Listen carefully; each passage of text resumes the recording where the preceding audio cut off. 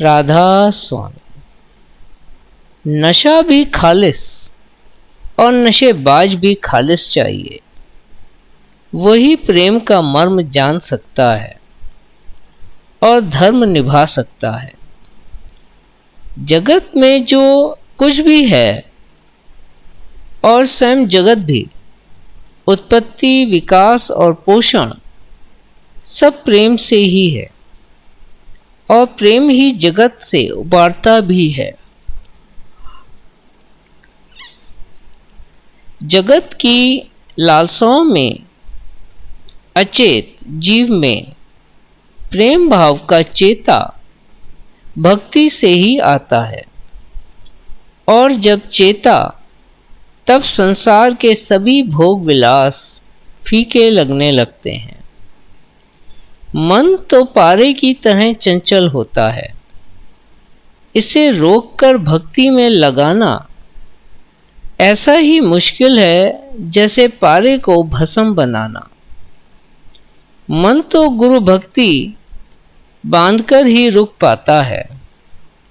भक्ति और प्रेम दो नहीं पर एक ही हैं, पर व्यवहार में दो रूपों में नजर आते हैं और अंत में जाकर फिर एक हो जाते हैं।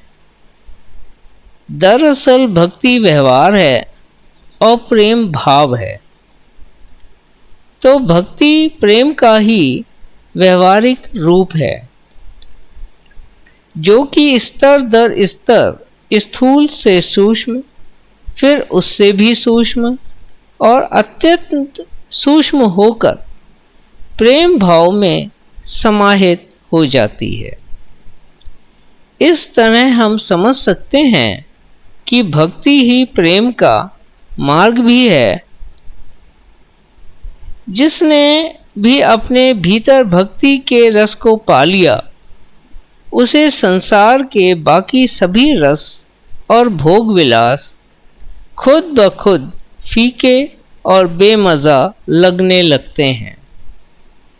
वास्तव में रस तो उस शब्द धुन अमृत धार में है जो ऊपरी मंडलों से आ रही है। नशा तो जगत का मज़ा है।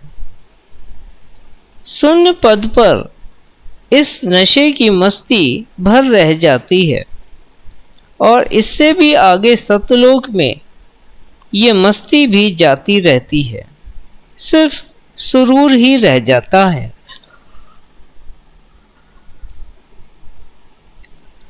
यही प्रेम है, खालिस प्रेम। तो जैसे जैसे सूरत ऊपरी मंडलों में उठती जाती है, रूहानी नशे का यह सुरूर भी बढ़ता जाता है। मन की फितरत ही चंचल है। जब तक कोई ताकत इस मन को खींच कर बांध ना ले, यह तो डोलता ही फिरता है। मन सिर्फ गुरु भक्ति से ही बांधा जा सकता है, पर बेहद मुश्किल काम है। जीते जी मरने के समान है। इन बातों का यह मतलब हरगिज नहीं कि भक्त को संसार के सुखों से वंचित रहना होगा, बल्कि सच तो ये है कि मालिक ने सभी सुख अपने भक्तों के लिए ही पैदा किए हैं। लेकिन हमें इन सुखों में बहुत ही संभल कर वर्तना होता है।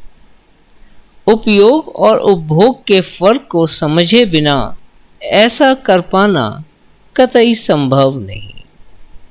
राधा स्वामी।